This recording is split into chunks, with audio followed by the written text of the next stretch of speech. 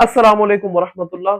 सूरत दुखान कुरान पाक की 44वीं सूरत जो मक्का मुकर्रमा में नाजिल हुई है। इस सूरत के अंदर 3 रुकू हैं और 59 आयात हैं, यानी कि 60 में एक कम आयात हैं सूरत के अंदर। आपको ये भी बता देंगे इस सूरत को सूरत दुखान क्यों कहा जाता है, उसका भी बड़ा ही एक खूबसूरत रीजन है कि अरबी में धुएं को दुखान कहते हैं और इस सूरत के अंदर आयत नंबर 10 में धुएं का जिक्र आया है। इसी मुनासबत से इस सूरत को भी सूरत दुखान के नाम से मौसूम किया गया है।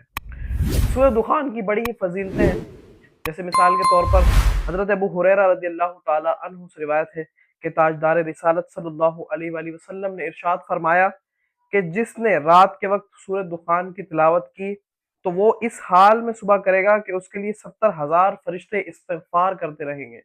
अल्लाहु अकबर। इसी तरह दूसरी हदीस मुबारका भी हजरत अबू हुरैरा रज़ियल्लाहु ताला अन्हु से रिवायत है कि रसूल अकरम सल्लल्लाहु अलैहि वसल्लम ने इरशाद फरमाया कि जिसने जुमे की रात में सूरत दुखान पढ़ी उसे बख्श दिया जाएगा।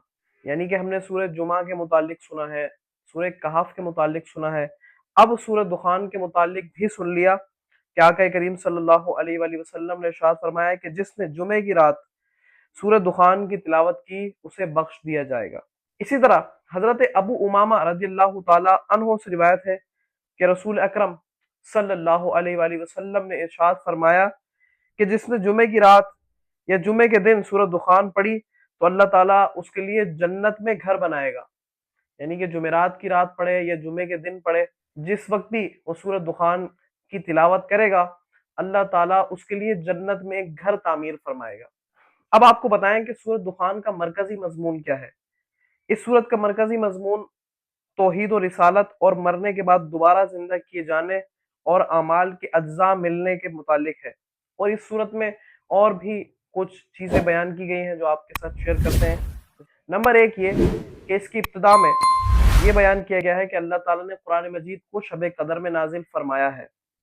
और दूसरा ये कि इस रात में अल्लाह ताला के हुक्म से तमाम अहम काम फरिश्तों के दरमियान तकसीम कर दिए जाते हैं।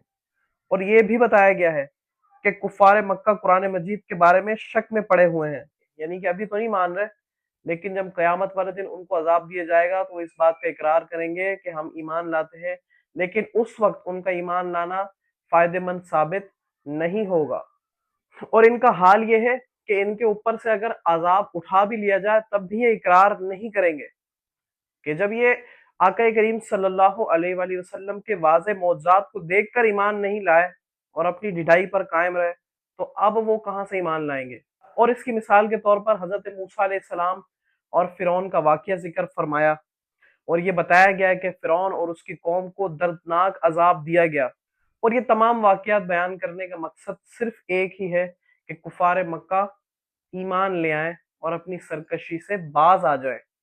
नंबर 2 ये कि कुफार मक्का ने मरने के बाद दोबारा जिंदा किए जाने का इनकार किया कि हम अभी मौजूद हैं, जब हम मर जाएंगे तो खत्म हो जाएंगे। तो तुब्बा नामी बादशाह और उसकी कौम और इसी तरह कौम आद और कौम समूद के वाकयात बयान किए ताकि वो कुछ समझ सके कि पिछली कौमों ने जो इनकार किया था उनका क्या हाल हुआ था।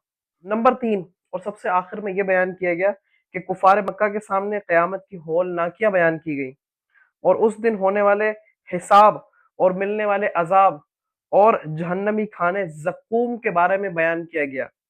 और इस सूरत के आखिर में नेक लोगों का ठिकाना और बुरे लोगों का ठिकाना भी बयान किया गया और यह भी बताया गया कि जब बुरे लोग अपना ठिकाना देखेंगे तो उनका क्या हाल होगा और जब नेक लोग अपना ठिकाना देखेंगे तो उनका क्या हाल होगा।